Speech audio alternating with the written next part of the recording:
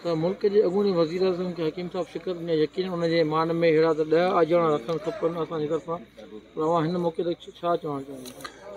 वॾी महिरबानी। यकीनन इहा ॻाल्हि जी तव्हां चयो आहे त हकीम साहब जेके असां पंहिंजी सीट 237 कटियोसीं, हकीम साहब 2018 में बि असां सम्झो था हीअ सीट असांजी कटियल हुई, पर उन वक़्तु हिकिड़ो बाक़ाइदा हिकिड़े मैनुपुलेट करे बाक़ाइदा हिकिड़ो इंजीनियर करे हीअ सीट असांखे कसी वियो।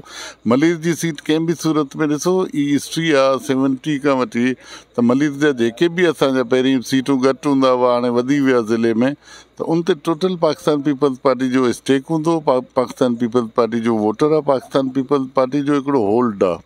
हिन हवाले सां ई सीट असांखे कसे वियो, पर असांखे ई शुक्र अलाह जो अदा कयूं था त असां पंहिंजो पलांद करे असां पंहिंजी जेकी सीट हुई आरियल उहा असां वरी वठी वियासीं अॻूणे वज़ीर आज़म खां, ऐं डायरेक्ट इमरान ख़ान सां मुक़ाबिलो हुयो असांजो। हिन हवाले सां हकीम साहिबु हूअं ई असांजो वॾो आहे, सीनियर आहे, मलीर जो हिकिड़ो सीनियर पॉलिटिशियन आहे, असां सभिनी जो हिकिड़ो रिस्पेक्टेबल पर्सनैलिटी आहे।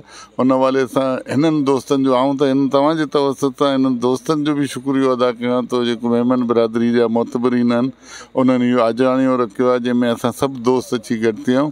ऐं चवां थो अहिड़ा गेट टुगेदर हुअणु खपनि वक़्तनि फ़वक़्तनि, त जीअं असां मलीर जी मसइलनि खे मलीर जे माण्हुनि जे लाइ, मलीर जे अवाम जे लाइ कुझु बहितर करे सघूं।